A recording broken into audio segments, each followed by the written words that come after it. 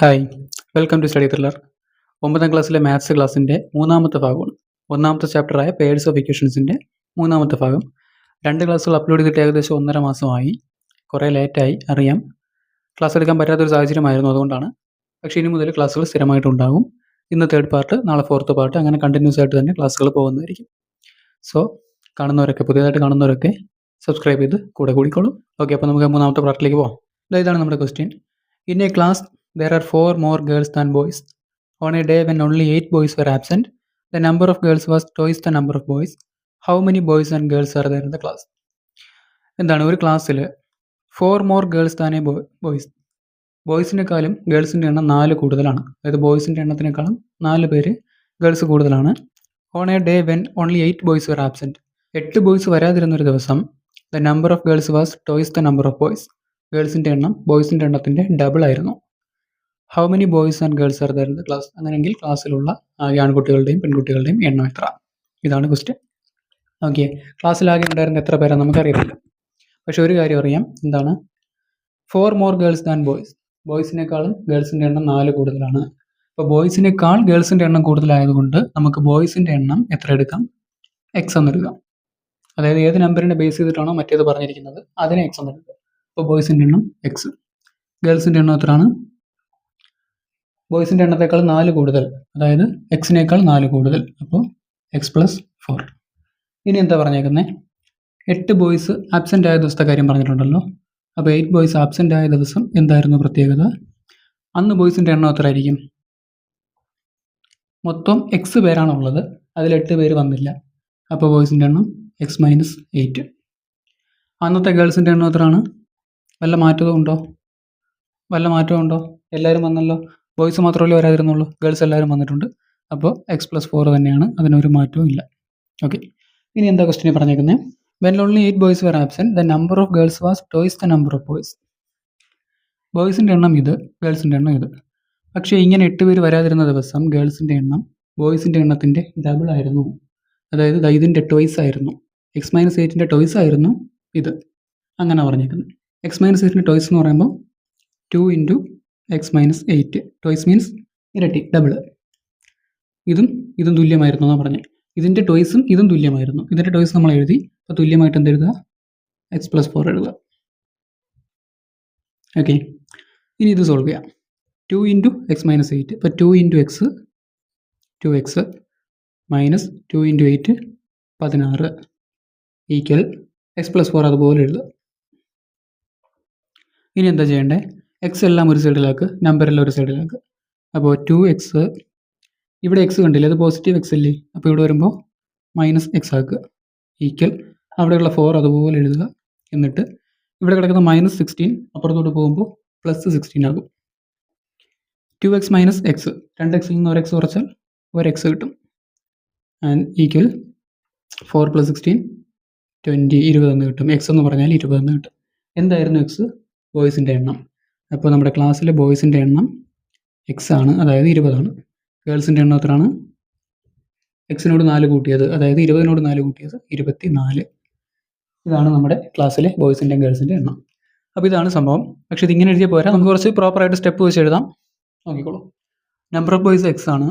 Number of girls എന്ന് പറയുന്നത് എക്സിനോട് 4 കൂട്ടിയത് X plus 4. Number of boys 8 പേര് വരാതിരുന്ന ദിവസത്തെ ബോയ്സിൻ്റെ എണ്ണം എക്സിൽ നിന്ന് 8 കുറച്ച്, മൊത്തം എക്സ് പേരാണുള്ളത്, അതിൽ നിന്ന് 8 പേര് വരാതിരുന്നപ്പോൾ X minus 8.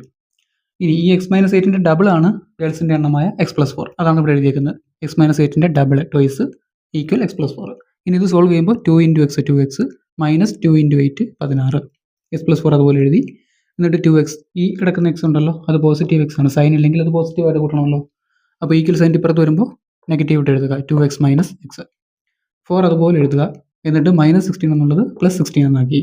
So 2x minus X 1x 4 16 കൂട്ടിയാൽ 20.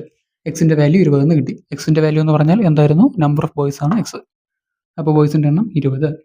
ഗേൾസിൻ്റെ എണ്ണം എക്സിനോട് 4 കൂട്ടിയത്, ഇവിടുത്തെ എക്സ് 20 ആയതുകൊണ്ട് 20നോട് 4 കൂട്ടുക 24. ഓക്കെ, അപ്പോൾ ക്ലാസ്സിലാകെ എത്ര പേരുണ്ട്? 20 24 44 പേരുണ്ട്. ഓക്കെ, അടുത്ത question. A fraction simplified after adding 1 to its numerator becomes 1/3. If instead 1 is added to denominator and then simplified it becomes 1/4, what is the fraction? ഒരു ഫ്രാക്ഷൻ ഉണ്ടായിരുന്നു. ഫ്രാക്ഷൻ എന്ന് പറയുമ്പോൾ നമുക്കറിയാം എന്താണ്? 1/2 3/5 അങ്ങനെയൊക്കെ എഴുതുന്ന നമ്പറാണ്. മുകളിൽ എഴുതുന്നത് ന്യൂമറേറ്റർ, താഴെ എഴുതുന്നത് ഡിനോമിനേറ്റർ. സോ ഇവിടെ നമുക്കുള്ള ഫ്രാക്ഷൻ്റെ ന്യൂമറേറ്ററും ഡിനോമിനേറ്ററും എത്രയാണെന്ന് നമുക്ക് അറിയത്തില്ല. അതുകൊണ്ട് തൽക്കാലം ഫ്രാക്ഷൻ എന്നുള്ളത് എന്താണ് എടുക്കാം, x/y ഇങ്ങനെ ഇരിക്കട്ടെ. ന്യൂമറേറ്റർ എക്സും ഡിനോമിനേറ്റർ വൈയും. ഓക്കെ, ഇത് എന്താ ചെയ്യുന്നത് നോക്കിയേ. After adding 1 to its numerator, ഇതിൻ്റെ ന്യൂമറേറ്ററിനോട് 1 കൂട്ടി. അപ്പോൾ ഇത് ഇങ്ങനെ ഇരിക്കും, x + 1/y. ന്യൂമറേറ്ററായ എക്സിനോട് 1 കൂട്ടിയപ്പോൾ എത്ര കിട്ടി, 1/3. ന്യൂമറേറ്ററായ എക്സിനോട് 1 കൂട്ടിയിട്ട് അതിനെ സിംപ്ലിഫൈ ചെയ്തപ്പോൾ 1/3 കിട്ടി. ഓക്കെ, അതവിടെ ഇരിക്കട്ടെ. അടുത്ത് നോക്കിയേ, ഇഫ് ഇൻസ്റ്റീഡ് ഇതിന് പകരമായിട്ട് 1 ഈസ് ആഡഡ് ടു ഡിനോമിനേറ്റർ, ഡിനോമിനേറ്ററിനോടാണ് 1 കൂട്ടിയതെങ്കിൽ എന്ത് കിട്ടിയേനെ, ഇറ്റ് ബിക്കംസ് 1/4. 1/4 കിട്ടിയേനെ. അതായത് x/yയിൽ വൈയോടാണ് 1 കൂട്ടിയതെങ്കിൽ ആൻസർ 1/4 ആയേനെ. ഈ രണ്ട് സംഭവങ്ങൾ കണ്ടല്ലോ. അപ്പോൾ എന്താ കിട്ടിയേ, ന്യൂമറേറ്ററായ എക്സിനോട് 1 കൂട്ടി സിംപ്ലിഫൈ ചെയ്തപ്പോൾ 1/3 കിട്ടി. ഡിനോമിനേറ്ററായ വൈയോട് 1 കൂട്ടി സിംപ്ലിഫൈ ചെയ്തപ്പോൾ 1/4 കിട്ടി. ഇവിടെ വൈക്ക് മാറ്റമില്ല, അവിടെ എക്സിനും മാറ്റമില്ല. ഓക്കെ, എക്സിൻ്റെയും വൈയുടെയും വാല്യൂ നമ്മൾ കണ്ടുപിടിക്കണം. നോക്കിക്കോ, ഇത് രണ്ടും വെച്ച് നമുക്ക് കുറച്ച് ഇക്വേഷൻസ് ഫോം ചെയ്യാനുണ്ട്.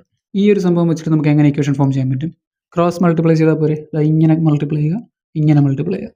അപ്പോൾ എന്ത് കിട്ടും നോക്കിയേ, x + 1 × 3, അതായത് 3 × x + 1 ഈക്വൽ 1 × y എന്ന് പറഞ്ഞാൽ y തന്നെയാണല്ലോ, അങ്ങനെ നടക്കട്ടെ. 3 × x 3x plus 3 × 1 3, answer y. Okay, 3 × x 3x ആയത് പ്ലസ് 3 × 1 3 ഈക്വൽ y. ഇത് അവിടെ ഇരിക്കട്ടെ, ആവശ്യം വരും. ഇതേപോലെ അവിടെ നമുക്ക് ക്രോസ് മൾട്ടിപ്ലൈ ചെയ്യാമല്ലോ. ഇതാണ്ട് x × 4 1 × y + 1 ഇങ്ങനെ.